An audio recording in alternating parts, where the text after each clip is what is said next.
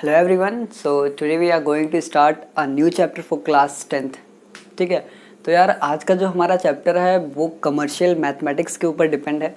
तो commercial mathematics में जो आपका इससे पहले अगर हम बात करें तो वहाँ पे आपके कुछ अदर टाइप के टैक्सेस हम डिस्कस करते थे और हम लोग पढ़ते थे, ठीक है। बट अभी क्या हुआ कि 2017 से आपका एक जीएसटी टॉपिक आ गया और इससे पहले जो हम सारे टैक्सेस पढ़ते थे वो सारे टैक्सेस की जगह हमने जीएसटी को पढ़ना स्टार्ट किया, ठीक है। तो देखो जीएसटी क्या होता है। जीएसटी जब लाया गया तो जीएसटी से पहले क्या होता था कि जैसे अलग अलग टैक्सेस हर जगह पे पाए जाते थे। तो जब जीएसटी हमारी जो गवर्नमेंट है जब वो जीएसटी लेकर आई, ठीक है, तो जीएसटी का मतलब वन नेशन वन टैक्स, मतलब हर जगह एक ही जैसे टैक्स होगा। तो देखो यार इस टॉपिक को पढ़ने के लिए आपको कुछ चीज़ें पहले से आनी चाहिए, ठीक है। जैसे यार सेलिंग प्राइस क्या होता है, आपका कॉस्ट प्राइस क्या होता है, आपका प्रॉफिट क्या होता है, आपका डिस्काउंट क्या होता है और मार्केट प्राइस क्या होता है। तो ये सारी चीज़ें आई होप आपको क्लास 9 में पढ़ी होगी, और नहीं भी पढ़ा है तो जब हम लोग उस टॉपिक पे बात करेंगे तो वहाँ से आप उसको कवर कर लीजिएगा, ठीक है। और फिर भी अगर बीच बीच में ज़रूरत पड़ेगी तो उन चीज़ों को मैं यहाँ पे एक्सप्लेन कर दूंगा, ठीक है। तो यार अब हम बात करते हैं कि जो हमारा आज का चैप्टर है, तो सबसे पहले हेडिंग लगा लेते हैं कि जो चैप्टर है हमारा वो है आपका goods and service, goods and services tax, in short GST. तो यार देखो जीएसटी होता क्या है, जैसा कि मैंने आपको बताया वन नेशन वन टैक्स के ऊपर ये मतलब बेस्ड है पूरा का पूरा। और इस चैप्टर में कुछ खास आपको मतलब बहुत ज़्यादा पढ़ने की ज़रूरत नहीं है, छोटा सा चैप्टर है। कुछ एक्सरसाइजेज मतलब कुछ क्वेश्चंस इसके आप हैंडल कर लीजिए। इसके बाद मतलब क्वेश्चंस कैसे लगाए जाते हैं वो सारी चीज़ें मैं आपको नेक्स्ट वीडियो में बता दूंगा। तो यहाँ पर पहला जो हमारा एकदम इंट्रोडक्शन का वीडियो है तो इसको एकदम आराम से समझिए, एकदम कोई मतलब जल्दीबाजी नहीं है, ठीक है। तो यार देखो जीएसटी का मतलब मैंने आपको बताया कि कुछ चीज़ें आपको जैसे आनी चाहिए कि कॉस्ट प्राइस जिसको हम सीपी बोलते थे, सेलिंग प्राइस जिसको हम एसपी बोलते थे, फिर आपका profit loss discount market price और वगैरह वगैरह बहुत सी सारी चीज़ें यहाँ पे आपको देखने को मिलती थी, ठीक है। बट अब देखो जीएसटी इसका जो फुल फॉर्म होता है वो आपका गुड्स एंड सर्विसेज टैक्स होता है, ठीक। तो अगर मैं इनमें कुछ इंपॉर्टेंट टर्म्स की बात करूं जो इस सेगमेंट में मतलब पूछे जाते हैं जीएसटी में, तो उनको आप सबसे पहले देख लीजिए कि एक्चुअली ये टर्म्स एक्चुअली होते क्या हैं। क्योंकि जब अगर आपको वो सारे टर्म्स नहीं पता होंगे तो फिर आपको वहाँ पे मतलब प्रॉब्लम्स फेस करना पड़ेगा। तो उससे अच्छा क्या है कि हम यहाँ पर उन सारे मतलब जो हमारे पॉइंट्स हैं उनको हम देख लेते हैं। तो सबसे पहले यार जीएसटी में जो आता है वो आपका आता है कि इसका इंडेक्स, अगर मैं आपको बताऊं इन शॉर्ट तो उसको आप इंडेक्स भी बोल सकते हो, नो डाउट। बट देखिए अब इसमें होता क्या, जैसे मान लीजिए आपको पहला मैंने आपसे कह दिया कि डीलर क्या होता है, ठीक है। तो सबसे पहले डीलर पे बात की जाए कि भाई साहब डीलर क्या होता है। तो देखो यार डीलर कुछ नहीं होता, जैसे कोई भी आदमी है या फिर आप मुझे ही समझ लीजिए, जैसे मैं कोई मतलब गुड्स या सर्विस परचेज करूं, ठीक है, और उसको फिर मैं रीसेल करूं तो वो हमारा डीलर का काम करता है। यानी जो मैं कर रहा हूं वो डीलर हूं, ठीक है। मैंने कोई चीज़ मैंने कहीं से कोई गुड्स परचेज किया और उसको फिर मैंने रीसेल कर दिया तो वो आपका हो जाएगा डीलर, मतलब जो मैं हूँ वो आपका डीलर का काम करूँगा, ठीक है। तो आई होप आपको डीलर समझ में आया कि यार डीलर क्या होता है, ठीक है। नेक्स्ट हम अगर बात करें तो यहाँ पे देखिए दो तरीके की टर्म्स यहाँ पे आपको देखने को मिलेंगे। एक आपका होता है इंटर, एक होता है इंट्रा टैक्स। तो देखिए इंट्रा टैक्स और इंटर स्टेट जो टैक्स होता है वो क्या होते हैं, तो ये कुछ आपके मेन टैक्सेस हैं, ठीक है। मतलब इसमें बहुत ज़्यादा कुछ आपको सीखने का मिलेगा, ठीक है। तो जैसे इसमें दो तरीके के टैक्सेस और आ जाते हैं, एक आपका आता है इंट्रा, ठीक है, एक आपका आता है इंट्रा स्टेट टैक्स और दूसरा आपका आ जाता है इंटर स्टेट। तो यार अब सबसे पहले तो बात ये आती है कि इंट्रा और इंटर में आपको डिफरेंसेस पता होने चाहिए कि भाई एक्चुअली डिफरेंस क्या होता है इंटर स्टेट और इंट्रा स्टेट में। तो यार देखिए मैं एकदम सिंपल सी लैंग्वेज में अगर आपको बताऊं तो यार इंट्रा और इंटर, इंट्रा का मतलब होता है विद इन। जैसे अगर आप मान लीजिए किसी स्कूल में मतलब स्टडी करते हो, पढ़ते हो, तो उस स्कूल मतलब उसके बाउंड्री के जो अंदर मतलब जो भी फंक्शन कुछ भी हो उसको आप बोलोगे इंट्रा के मतलब कैटेगरी में आता है। But in case of inter state अगर हम बात करें तो ये आउटसाइड द स्कूल आपके हो जाएगा, ठीक है। कोई भी ऐसा प्रोग्राम जो आपका आउटसाइड द स्कूल हो रहा हो, स्कूल की बाउंड्री के बाहर जो चीज़ें हो रही हो उनको आप बोलोगे इंटर स्टेट, ठीक है। तो अगर अभी भी नहीं समझ में आया तो यार ऐसे समझ सकते हो, जैसे कुछ लोग जैसे होते नहीं, जैसे आपके सेंटर्स वगैरह चेंज हुआ करते हैं, हाई स्कूल में अगर आप हो या इंटर में हो तो बोलते नहीं हमारा इस बार यार इंटर है तो इस बार हम बाहर जाएंगे पेपर देने, मतलब जहाँ पे सेंटर गया। तो इस तरीके से भी आप ध्यान रख सकते हो। इंटर मतलब विद इन द स्टेट, ठीक है, और इंटर मतलब आउटसाइड द स्टेट, ठीक है। तो अब देखिए इसमें दो तरीके के टर्म्स मैंने आपको बता दिए। अब आप इसमें इसकी डिफिनीशन लिखना चाहो तो लिख सकते हो। इसकी डिफिनीशन अगर आप लिखना चाहो तो लिख सकते हो कि आप लिख सकते हो जैसे आप यहाँ पे लिखो कि जो भी आप कोई चीज़ परचेज करोगे या कोई चीज़ सेल करोगे, ठीक है, तो वो आप इंटर स्टेट का मतलब उसी स्टेट के अंदर करोगे, मतलब विद इन द स्टेट होगा। जैसे मान लीजिए आप यूपी के रहने वाले हो या आप पंजाब के रहने वाले हो, हरियाणा के रहने वाले हो, दिल्ली के रहने वाले हो, तो अगर आप कोई चीज़ यूपी में मतलब खरीद के गुड्स को फिर उसको आप रीसेल कर रहे हो तो वो आपका जाएगा, मतलब यूपी में खरीदा यूपी में ही बेच रहे हो तो वो आपका जाएगा इंट्रा स्टेट में। But if you are reselling और परचेजिंग फ्रॉम अदर स्टेट तो वो आपका जाएगा इंटर स्टेट टैक्स में, ठीक है। तो यार इंटर स्टेट टैक्स और इंट्रा स्टेट आपको समझ में आ गया। अब रही बात डिफिनीशन की तो आप लिख सकते हो sales of goods and services, sales of goods and services within the state,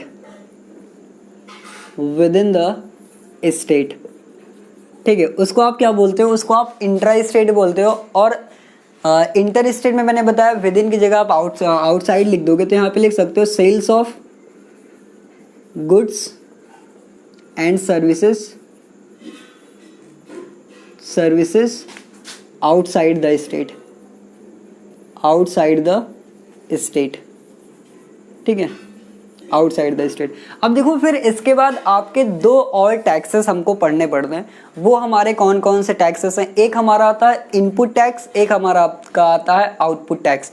अब यार कहीं कहीं देखिए बहुत सारी बुक्स में लिखा होता है इनपुट टैक्स, आउटपुट टैक्स, कहीं कहीं आपको लिख सकता है इनपुट जीएसटी, आउटपुट जीएसटी। तो यार मीनिंग सबका एक ही है, ठीक है। अब ये नहीं कि भैया अलग अलग अब पता लगे कहीं लिखा हुआ इनपुट टैक्स पढ़ लिया फिर इनपुट जीएसटी में खोए हैं, तो ऐसा काम नहीं करना। या डीलर भी लिखना चाहो तो आप लिख सकते हो कि अ पर्सन बाइज, ठीक है, इसमें लिख सकते हो a person buys goods and services, a person buys goods and services for resale, ठीक है। जैसा कि मैंने आपको बताया कि मैं कोई चीज़ अगर परचेज करूं उसको फिर मैं सेल कर दूं तो मैं जो काम कर रहा हूं वो एक डीलर का काम कर रहा हूं, ठीक है। अच्छा तो यार इंट्रा टैक्स आपको समझ में आया, इंटर स्टेट टैक्स समझ में आया। देखिए इंट्रा में क्या होता है, आप जैसे मान लीजिए कोई चीज़ सेल कर रहे हो आप, ठीक है, या आप कोई चीज़ परचेज कर रहे हो या सेल कर रहे हो तो आप क्या कर रहे हो, अगर एक ही स्टेट में कर रहे हो तो वो आपका इंट्रा स्टेट में जाएगा। आप एक ही स्टेट के अंदर कर रहे हो विद इन द स्टेट तो वो आपका इंट्रा कहलाएगा। But if you are selling from other state, ठीक है, तो वो आपका हो जाएगा take sales of goods and services outside the state, ठीक है। तो अब इसके बाद मैंने आपको बताया कि इसमें दो टर्म्स और आ जाते हैं, वो दो टर्म्स हमारे हैं। एक आपका आता है इनपुट जीएसटी एंड नेक्स्ट हमारा आता है आउटपुट जीएसटी, या इसको हम इनपुट टैक्स या आउटपुट टैक्स के नाम से भी जानते हैं, ठीक है। तो देखो यार इनपुट टैक्स और आउटपुट टैक्स क्या होता है, इनको भी मैं एकदम सिंपली लैंग्वेज में आपको बताता हूँ। इसमें बहुत ज़्यादा आपको कैलकुलेशंस या फिर इसकी डिफिनीशंस रटने की ज़रूरत नहीं है, क्योंकि कभी भी आपसे ये नहीं पूछा जाएगा कि यार आप input GST, output GST, intra, inter और डीलर के ऊपर आपको ऐसे लिखना नहीं। बस आपको ये सारे मतलब सेगमेंट्स एक क्लियर होने चाहिए कि भाई इनका मतलब क्या होता है, इनका काम क्या होता है, कहाँ पे ये यूज़ किए जाते हैं, ठीक है। सबसे मेन मोटिव आपको यही रखना है कि इनका काम हमको कहाँ पे करना है, ठीक है। तो देखिए इनपुट जीएसटी और आउटपुट जीएसटी का मतलब क्या होता है। जैसे मान लीजिए मैं आपको एकदम एग्जांपल से बताऊं कि अब ऐसे आप समझ सकते हो कि मान लो मैं एक शॉपकीपर हूँ, ठीक है, मैं शॉपकीपर का काम कर रहा हूँ और मैंने कोई गुड्स या कोई भी सर्विस परचेज किया और वो मेरे घर के अंदर आया, ठीक है, कहाँ पे आया, आई एम अ शॉपकीपर, मान लो मैं शॉपकीपर हूँ और मैंने कोई चीज़ परचेज किया, कोई गुड या फिर कोई सर्विस मैंने कोई परचेज किया, तो वो जब मेरे घर के अंदर आया तो उसके ऊपर जो सर्टेन टैक्स लगेगा, ठीक है, उसके ऊपर जो सर्टेन टैक्स लगेगा उसको मैं इनपुट टैक्स या इनपुट जीएसटी उसको बोलूँगा, ठीक है। बट इन केस ऑफ उसको उसी गुड्स को या फिर उसी सर्विस को अगर मैं रीसेल कर दूँ, ठीक है, तो उस पर जो सर्टेन टैक्स लगेगा मेरे ऊपर वो आपका आउटपुट जीएसटी होगा, ठीक है। तो यार आई होप आपको ये इनपुट जीएसटी और आउटपुट जीएसटी क्या होता है एकदम प्रॉपर क्लियर हो गया हो। कोई भी गुड्स कोई भी सर्विस जब मैं परचेज करूंगा और वो मेरे घर के अंदर आएगा तो वहाँ पे जो सर्टेन टैक्स लगेगा वो आपका कौन सा टैक्स होगा, इनपुट टैक्स कहलाएगा या फिर इनपुट जीएसटी आप उसको बोल सकते हो, ठीक है। उस गुड्स उस सर्विस के ऊपर जो आपको टैक्स देना पड़ेगा या जो सर्टेन टैक्स आएगा वो आपका इनपुट जीएसटी का काम करेगा, ठीक है।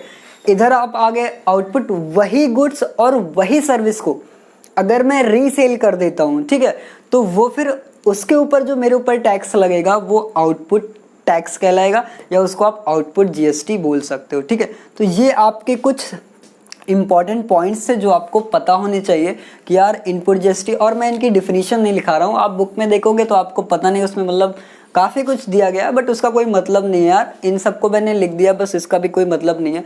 कि अब आपको आई होप समझ में आ गया what is dealer, intra state, inter state, input GST, output GST क्या क्या होती है, ठीक है। अच्छा यार इसके अलावा मैं आपसे बात करूँ तो आई होप आपने उन चीज़ों को पढ़ के रखा होगा, फिर भी मैं एक बार बता देता हूँ कि यार कॉस्ट प्राइस क्या होता है, आपका सेलिंग प्राइस क्या होता है, मार्केट प्राइस क्या होता है, आपका डिस्काउंट क्या, मतलब ये सारे, मतलब आप इसको देख लो एक बार कि हाँ भाई कुछ ये भी होता है, cost price, selling price, market price, discount. इसके बाद आप प्रॉफिट भी पढ़ते हो, लॉस भी पढ़ते हो, उसके बाद प्रॉफिट परसेंटेज आता है, लॉस परसेंटेज आता है। तो ये सब आपको जो टर्म्स हैं वो आपको क्लियर होना चाहिए। और अगर हम बात करें जो हमारा जीएसटी होता है, सबसे पहले यार इतना आप नोट कर लो, ठीक हो गया। देखिए यार इसमें कुछ खास अभी तक मैंने आपको कुछ बताया नहीं, फिर कुछ तरीके के आपके टैक्सेस आ जाते हैं, तो इसको आप नोट कर लो, हो गया। चलिए मैं नीचे ही बता देता हूँ। तो यार इसके बाद अगर हम बात करें तो दो तरीके के टैक्सेस आते हैं, नहीं तीन तरीके के, मतलब आप ऐसे लिख सकते हो types of taxes under GST, ठीक है, types of taxes under GST. तो यार अगर मैं इनकी बात करूं तो वो तीन तरीके के होते हैं। एक आपका सीजीएसटी होता है, एक आपका सीजीएसटी होता है, एक आपका एसजीएसटी होता है, और एक आपका होता है integrated GST, that is IGST, ठीक है। तो यार अब ये तीनों जो आपके टैक्सेस आते हैं वो जीएसटी के अंडर आते हैं, ठीक है। तो सीजीएसटी क्या होता है, एसजीएसटी क्या होता है और आईजीएसटी क्या होता है। तो सबसे पहले मैं आपको इनका मतलब जो फुल फॉर्म्स होते हैं वो बता देता हूँ। सीजीएसटी मतलब सेंट्रल गुड्स सर्विस टैक्स, मतलब ऐसा टैक्स जो जब हम इस टैक्स को पे करेंगे सीजीएसटी तो वो हमारी सेंट्रल गवर्नमेंट को जाता है। एसजीएसटी मतलब स्टेट गुड्स सर्विसेज टैक्सेस, ये हमारा किसके अंडर में जाता है, ये हमारा जाता है स्टेट गवर्नमेंट के अंदर। आईजीएसटी का मतलब होता है integrated goods and services taxes, ठीक है। तो ये हमारा जो होता है ये हमारी यूनियन टेरिटरीज के लिए होता है, ठीक है। तो यार अगर मैं बात करूं तो यार जो सीजीएसटी होता है और जो आपका एसजीएसटी होता है वो आपका आता है इंट्रा स्टेट में, ठीक है, विद इन द स्टेट्स में। तो यहाँ पे आप चाहो तो ब्रैकेट में लिख सकते हो कि ये जो आपका सीजीएसटी होता है, सीजीएसटी होता है जो आपका सीजीएसटी होता है, और अगर आप बात करो एसजीएसटी तो वो आपका आता है इन इंट्रा स्टेट टैक्स में आता है। और इसमें बात की जाए तो ये आपका आ जाता है IGST, that is integrated goods and service taxes, ठीक है। तो इनका फुल फॉर्म आई होप आप लिख सकते हो कि आपको नीचे तक दिखाई दे रहा है, यस, तो इसी में लिख देते हैं। तो देखो यार ये होता क्या एक्चुअली, CGST मतलब central goods and services tax. इसी तरीके से आप इसमें लिख सकते हो state goods and service taxes and I is integrated. ठीक है, इंटीग्रेटेड, तो ये आपके इंटीग्रेटेड हो गया, सर्विस स्टेट इंटीग्रेटेड। ठीक है, तो यार इतना जितना मैंने आपको बताया ये आपको तो 100% आना ही चाहिए। अब देखिए इस पे हम लोग कुछ क्वेश्चंस ट्राई कर लेते हैं, मतलब एकदम से नॉर्मल से क्वेश्चन है जो इन पे बन सकते हैं, उनको अपन लोग ट्राई कर लेते हैं। ठीक है, तो वीडियो को पॉज करके आप इसको लिखना चाहते हो तो लिख सकते हो, अगर आप अपनी मेमोरी में सारी चीज़ें रख सकते हो तो और अच्छी बात है। हो गया, रफ कर दिया जाए, चलो भैया।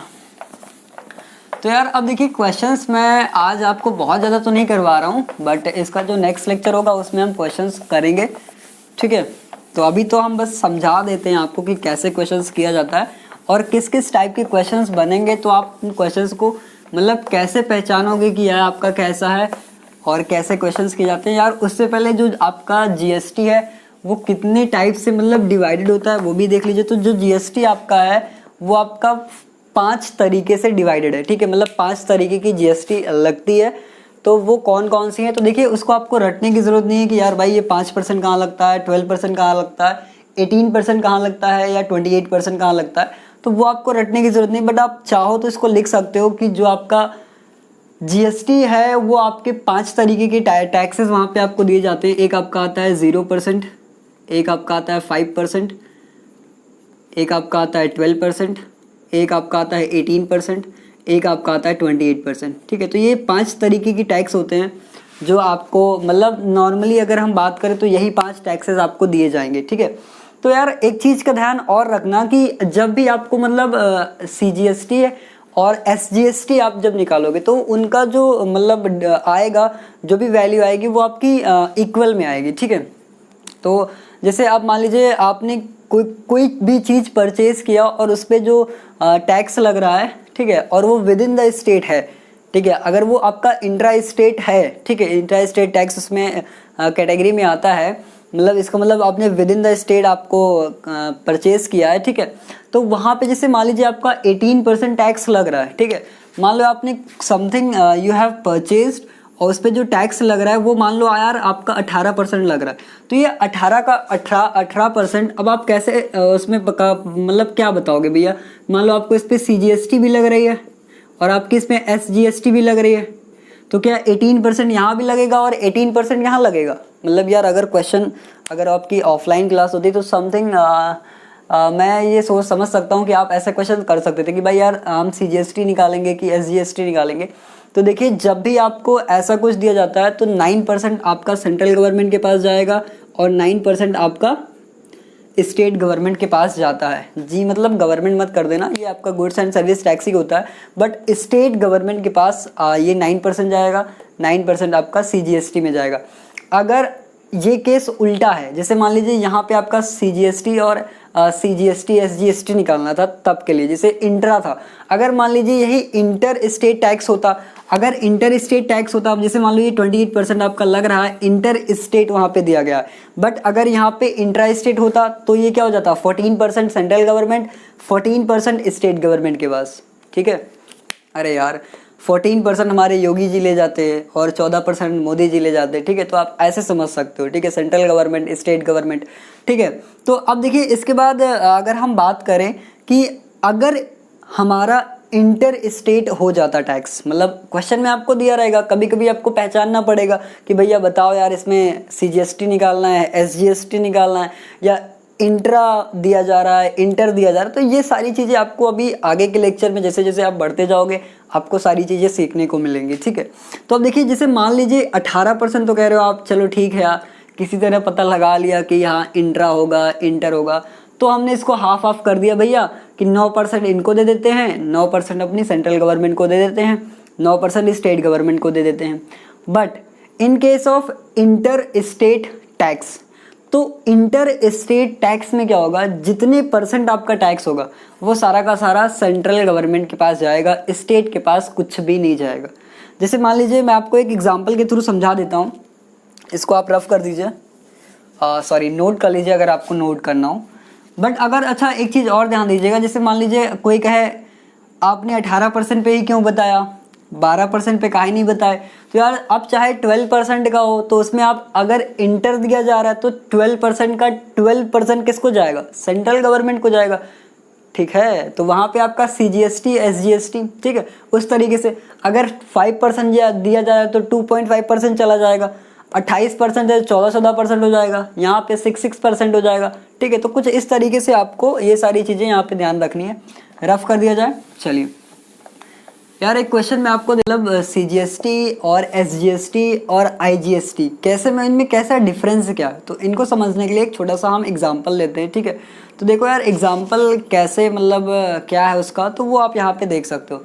जैसे मान लो कि अगर आपको मैं बोल रहा हूँ कि जैसे कोई भी डीलर है, ठीक है, आप ऐसे कह सकते हो कि कोई एक डीलर है, ठीक है, जो अपने सामान को बेचता है। जैसे मान लो कोई डीलर है, वो अपने सामान को 3,000 रुपये में बेचता है, ठीक है, 3,000 रुपये में वो बेचता है। एक डीलर है, वो यूपी का है या किसी भी जगह का है, और उसको वो यूपी के अंदर ही सेल करता है, ठीक है। और उस पर जो GST चार्ज होता है, मतलब जो उस पर GST का रेट होता है, वो रेट मान लो 12% है। मतलब GST रेट है, जो रेट ऑफ GST है, अगर मैं रेट ऑफ GST की बात करूँ तो आपका 12% है। तो यार अगर वो यूपी का है और वो सेल मतलब बेच भी यूपी में रहा है और उस पर जो GST लग रहा है वो 12% लग रहा है, तो अब आपको ये क्लियर हो गया कि 12% लग रहा है, 3,000 जो भी उसका गुड्स है उसका ये प्राइस है। तो यहाँ पे देखिए डिस्काउंट नहीं दिया गया, तो यहाँ पे डिस्काउंट की हमको ज़रूरत भी नहीं है। तो यहाँ पर देखो ये इसका प्राइस है, ठीक है, सेलिंग वर्थ प्राइस ₹3,000, और यहाँ पे जो रेट ऑफ GST है वो 12% है। यूपी का रहने वाला है और यूपी में ही सेल कर रहा है, या कहीं का रहने वाला है उसी स्टेट में सेल कर रहा है। तो अगर मैं इसकी बात करूँ तो ये किस मतलब कौन से, मतलब मैंने आपको 2 तरीके के टैक्स बताए थे, उनमें किस तरीके के टैक्स में आता है, ये आपका इंट्रा में आता है या इंटर में आता है। तो सबसे पहले आपने यहाँ से ये फाइंड आउट किया कि भाई साहब ये तो हमारे इंट्रा में आता है, ये तो हमारा इंट्रा स्टेट टैक्स में आता है, इंट्रा स्टेट टैक्स में आता है। और मैं अगर इंट्रा स्टेट टैक्स की बात करूं तो यहाँ पे 2 तरीके के टैक्सेस हमने पढ़ के रखे थे, एक हमारा था CGST और दूसरा हमारा था SGST। तो SGST और CGST तो आपको अब क्लियर हो गया होगा कि state goods and services tax, central goods and services tax, ठीक है। तो यार अब मैंने आपको एक चीज़ और बताई थी कि जितना भी आपको टैक्स, जो नेट टैक्स होगा उसका हाफ ये ले जाएंगे, हाफ ये ले जाएंगे। जो भी आपको टैक्स दिया जा रहा होगा उसका आधा आपकी सेंट्रल गवर्नमेंट के पास जाएगा, आधा टैक्स आपकी स्टेट गवर्नमेंट के पास जाएगा। कब जाएगा? जब आपका इंट्रा स्टेट टैक्स वाली कंडीशन होगी। आपको देखिए ये चीज़ें गिवन होंगी, या फिर ऐसे दिया होगा कि भैया यूपी का रहने वाला है और यूपी में ही बेचता है, तब ये कंडीशन बन जाएगी। मतलब ये चीज़ें आपको फटाफट खुद से सोचना पड़ेगा। अब हर जगह तो लिख के नहीं आएगा। अच्छा कई जगह आपको ऐसे बोल सकता है कि मान लीजिए कोई एक डीलर है जो इंट्रा स्टेट टैक्स वाली मतलब सेल कर रहा है, इंट्रा स्टेट टैक्स। तो अब आपको वहां से पता चल गया, इस वर्ड से पता चल गया कि भैया इसमें CGST और SGST फाइंड आउट करना है। या आप देखिए डायरेक्ट भी करते हो तब भी कोई प्रॉब्लम नहीं है, क्योंकि आपको यही तो पूछेगा। अच्छा यही तो पूछेगा कि कितना टैक्स देना पड़ रहा है, तो इसका इतने % कर दोगे तो टैक्स पता चल जाएगा। बट इन केस ऑफ अगर मान लीजिए आपसे पूछ लिया जाता है कि भाई साहब CGST कितना जाएगा और SGST कितना जाएगा, तो एक बात का हमेशा ध्यान रखिएगा कि जो ये दोनों वैल्यूज आएंगी वो इक्वल आएंगी हमेशा। तो अब जैसे मान लीजिए आप कोई क्वेश्चन कर रहे हो, आपको टाइम लग रहा है उस क्वेश्चन में, कैलकुलेशन थोड़ी ज़्यादा है, तो आपने एक को फाइंड आउट कर लिया बट आप दूसरे वाले को फाइंड आउट नहीं कर पा रहे हो, मान लीजिए आपके पास टाइम नहीं बचा हुआ, तो जितनी वैल्यू इधर आई उतना इधर लिख दीजिए, आपका आंसर आ जाएगा, ठीक है। तो ये हमेशा इक्वल आते हैं। तो देखिए अब यहाँ पे आपको ये चीज़ें क्लियर, देखिए मैं यहाँ पे लैंग्वेज नहीं लिख रहा हूँ क्वेश्चन की, बट आई होप आपको समझ में आ गया होगा क्वेश्चन क्या था। कोई एक डीलर है यूपी का और उसका जो सामान, ये जो गुड्स है वो 3,000 रुपये का है और वो उसको बेचता है यूपी में ही, किसी डीलर को, वो यूपी के ही डीलर को बेचता है। और इस गुड्स के ऊपर या इसके ऊपर जो सर्विस, उस पर जो GST लग रहा है उसका रेट 12% है, ठीक है। तो 12% है, इसका मतलब क्या हुआ, ये इंट्रा स्टेट टैक्स में गया। तो इंट्रा स्टेट टैक्स में आपको फिर जो ये टैक्स है, जो GST है, उसको आपको कंप्रोमाइज़ करना पड़ेगा इन CGST एंड SGST में। तो देखिए अब यहाँ पे जो हम बात करें तो 6% इसका कौन लेके जाएगा, 6% तो भाई साहब सेंट्रल गवर्नमेंट लेके जाएगी, ठीक है। 6% की अगर बात करूँ तो वो सेंट्रल गवर्नमेंट के पास जाएगा, और 6% की बात की जाए तो वो आपकी स्टेट गवर्नमेंट को जाएगा। तो 6% ऑफ इसका निकाल लो, 6% ऑफ 3000, ठीक है, और फिर 6% ऑफ 3000 कर लो, ठीक है। ये भाई साहब आपका हो जाएगा CGST के लिए, CGST के लिए, और ये आपका हो जाएगा SGST के लिए, ठीक है। तो यार CGST SGST अब आप इसको कैलकुलेट कर सकते हो यार, इसमें कुछ है नहीं। 6/100 मल्टीप्लाई बाय 3000, ठीक है। इसको आप कैलकुलेट करोगे तो 6/100 मल्टीप्लाई बाय 3000, ये 0 0 कट गया, ये 0 0 कट गया। यहाँ पे आप निकालोगे 6 3 18, ये आपका 180 आ जाएगा, ये आपका 180 आ जाएगा, ठीक है। तो 180 रुपया आपका सेंट्रल गवर्नमेंट के पास जाएगा, एक 180 रुपीज़ आपकी स्टेट गवर्नमेंट के पास जाएगा, ठीक है। बट अगर आपसे ओवरऑल GST पूछा जाता है, तो अगर आपको ओवरऑल टैक्स पूछा जाता है तो वो आपका आ जाएगा 180 + 180 = 360, ठीक है। तो इसको आप इस तरीके से कर सकते हो, ठीक है। तो आपको ओवरऑल टैक्स पता चल गया। तो देखिए क्वेश्चन एक तरीका आपका ऐसे हो सकता है कि इस फॉर्मेट में आपको क्वेश्चन पूछे जा सकते हैं, ठीक है। तो आई होप आपने इसको नोट कर लिया होगा। अगर नोट नहीं किया तो वीडियो को पॉज करके इसको आप नोट कर लीजिए, ठीक है। हो गया, रफ कर दिया जाए। चलिए आगे बढ़ते हैं। यार ये तो केस था हमारा इंट्रा स्टेट का, ठीक है। बट अगर हम बात करें इंटर स्टेट की, तो इसमें हम कैसे पहचानेंगे कि ये हमारा क्या है, कैसे किया जाता है। जैसे मान लीजिए कोई भी एक डीलर है, ठीक है, एक डीलर है, और जैसे मान लीजिए ये आपको दिया जा रहा है यूपी, ठीक है। यार थोड़ी सी इंक डाल दी जाए। जैसे मान लीजिए कोई आपको एक डीलर दिया जा रहा है, वो यूपी का है, ठीक है, और वो अपने गुड्स को सेल करता है, ठीक है, वो अपने गुड्स को सेल करता है किसी अदर स्टेट में। जैसे मान लीजिए पंजाब, हरियाणा, कुछ ऐसी जगहों पे अगर वो सेंड करता है कोई दूसरे डीलर को, ठीक है। तो ये तो केस यार सीधे सीधे आप यहाँ पे कहे या ना कहे उससे अपने को फ़र्क नहीं पड़ता, क्योंकि यहाँ पे तो डायरेक्ट हमको समझ में आ गया कि ये जो केस है वो हमारा इंटर स्टेट का केस है। तो इंटर स्टेट में क्या होता है, आपका IGST लगेगा, और जो IGST होता है उसमें का जो टैक्स होता है वो पूरा का पूरा टैक्स आपको किसको जाता है, स्टेट गवर्नमेंट को? नहीं यार, वो तो आपका सेंट्रल गवर्नमेंट को जाता है ना, अभी तो बताया था। जैसे मान लीजिए कोई एक डीलर है आपका यूपी का, कहीं का बना दो उससे फ़र्क नहीं पड़ता, और दूसरा डीलर मान लो पंजाब का है आपका, ठीक है, दूसरा डीलर आपका पंजाब का है, एक भाई साहब यूपी के हैं। तो इन्होंने जैसे मान लीजिए आपने, या इनका जो गुड्स है वो मान लो 50,000 का है, 50,000 का, ठीक है, 50,000 का, और इन्होंने इनको सेंड किया, मतलब सेल किया, ठीक है। और इस पे जो रेट ऑफ GST है, रेट ऑफ GST जो लग रही है वो आपकी 18% है, 18% GST लग रही है। जब ये यूपी वाला डीलर पंजाब वाली डीलर को अपने गुड्स को सेल करता है, तो उसके ऊपर जो GST का रेट है वो 18% है, और इस गुड्स का जो सामान का प्राइस है वो आपका 50,000 है। तो अब आपको सीधे सीधे पूछा है, देखिए क्वेश्चन में ऐसी लैंग्वेज लिख के आएगी, ठीक है, और अगर लैंग्वेज लिख के नहीं आती तो वो देगा कि भाई साहब ये इंट्रा वाला है या इंटर वाला है। अगर ये नहीं देता है तो उसको ये क्लियर मेंशन करना पड़ेगा कि एक डीलर A है जो यूपी का है या कर्नाटक का है, कहीं का भी है, उससे अपने को लेना देना नहीं है। वो दूसरे डीलर B को सेंड करता, मतलब सेल करता है, तो वो भी आपका किस स्टेट का है। अगर स्टेट आपके, भाई इतना तो पहचान जाओगे ना कि भाई एक स्टेट का पहला वाला डीलर था, दूसरा वाला डीलर भी उसी स्टेट का है या किसी अलग स्टेट का है, फिर उसके हिसाब से आपको कैलकुलेशंस करनी पड़ेंगी, ठीक है यार, इतना तो आप समझ सकते हो, ठीक है। तो 18% इनका और 50,000 रुपीज़ इसका है, तो कुल मिला के उस डीलर ने इतना, मतलब कितना GST उसको देना पड़ेगा, मतलब कितना टैक्स उसको देना पड़ेगा। तो इतने का इतना % कर दीजिए, इतना ऑफ इतना कर दीजिए। तो यहाँ पे आप लिख सकते हो 18% ऑफ 50,000। तो यहाँ से आप इसको निकाल सकते हो, 18/100 मल्टीप्लाई बाय 50,000। यहाँ से देखिए 2 0 आप कैंसिल कर दोगे, 18 5 90, जो 2 0 बचे तो उसको आपने एज इट इज़ लिख दिया, तो दिस बिकम 9,000। तो ओवरऑल आपको 9,000 रुपये का टैक्स देना पड़ेगा। और ये टैक्स आपका जो होगा, ये आपका कौन सा टैक्स होगा, ये जो टैक्स होगा वो आपका IGST टैक्स के नाम से जाना जाएगा। और ये जो टैक्स होता है ये किस गवर्नमेंट को जाता है? ये आपकी सेंट्रल गवर्नमेंट को जाता है, ठीक है, ये आपकी सेंट्रल गवर्नमेंट को जाता है, ठीक है। तो यार कुछ इस तरीके के क्वेश्चंस आपको देखने को मिल सकते हैं, ठीक है, तो इसको आप नोट कर लीजिए। फिर एक क्वेश्चन मैं आपको करवा देता हूँ। क्वेश्चन क्या है कि जैसे मान लीजिए आपको दिया जाता है कि कोई एक डीलर है जो अपने गुड्स को बेचता है, कोई एक डीलर है, उस गुड्स का जो मार्केट प्राइस है, ठीक है, आपको मार्केट प्राइस दी जा रही है, मार्केट प्राइस मान लीजिए आपको दी जा रही है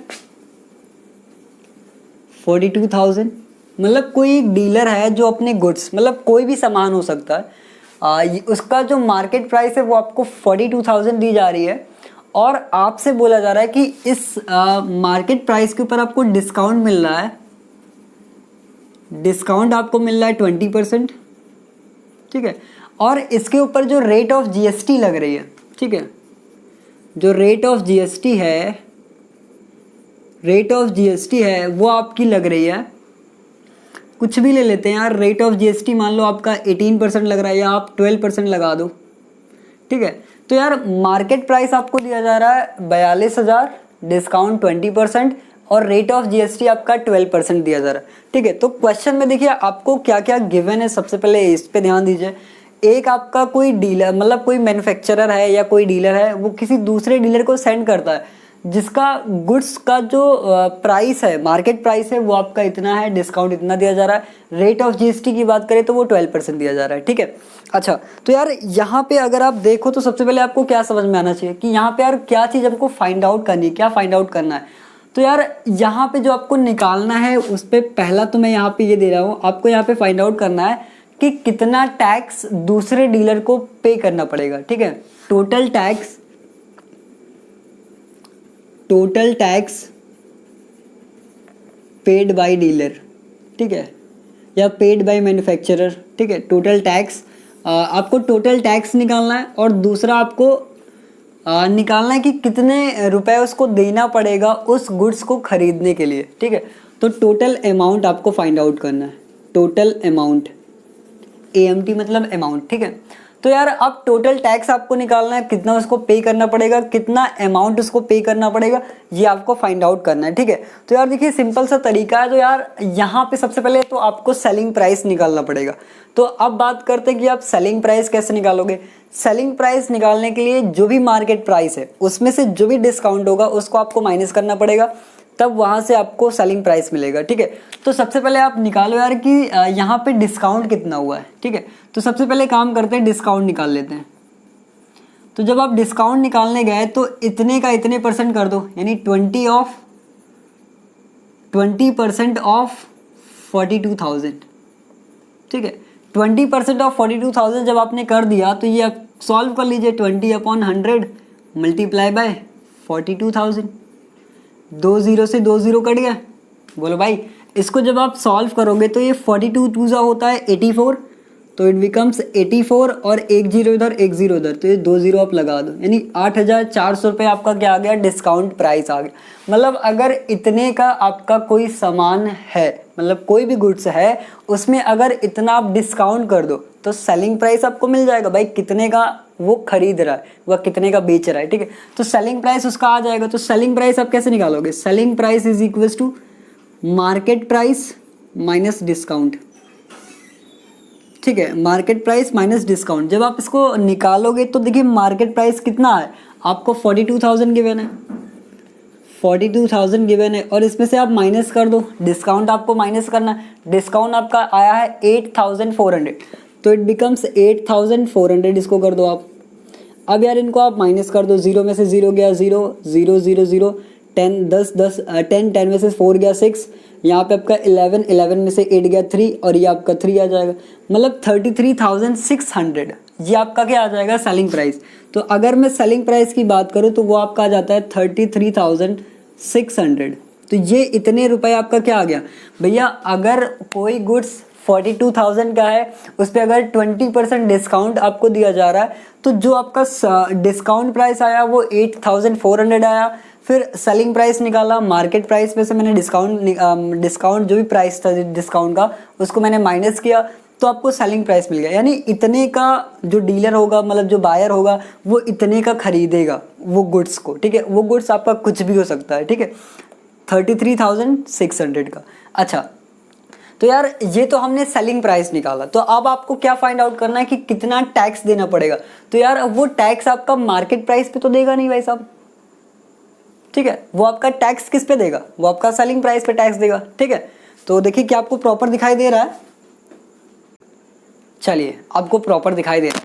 तो यार अब मैं बात कर रहा था कि जो वो टैक्स देगा वो आपके मार्केट प्राइस पे तो टैक्स देगा नहीं, वो आपके तो इसी प्राइस पे टैक्स देगा ना भाई, जितने का खरीदा उस पे टैक्स देगा, मार्केट प्राइस पे थोड़ी ना देगा।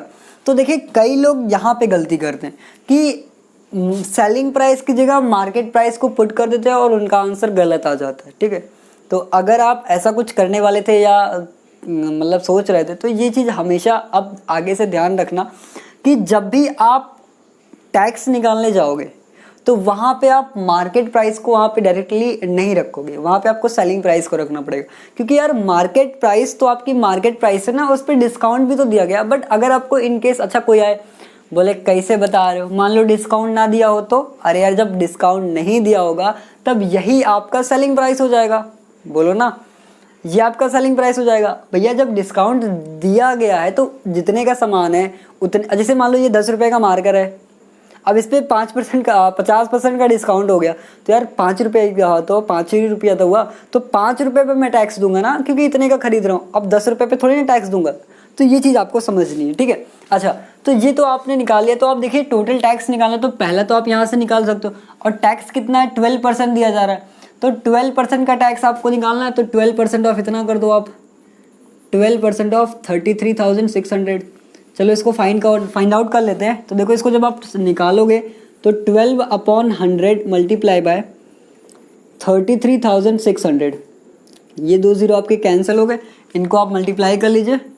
12 6 ज़ा 72, दैट इज़ 2, कैरी आई 7, 12 3 ज़ा 36 और 7 43, 3 कैरी आई 4 और 12 3 ज़ा 36 और 4 40, तो ये आपका 4032 आएगा।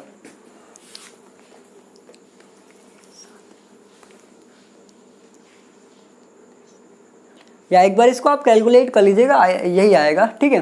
तो ये आपका आ जाएगा 4032, ठीक है।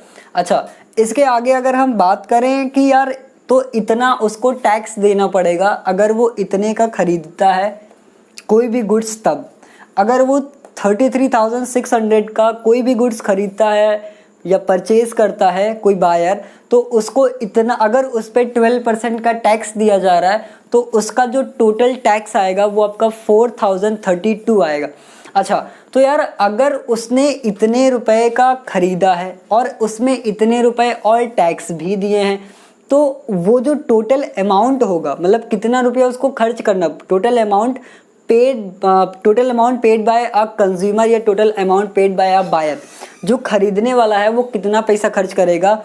तो इसके लिए आपको क्या करना पड़ेगा यार, अब लॉजिक तो सीधा है ना कि इन दोनों को ऐड कर दो तो आपको पता चल जाएगा।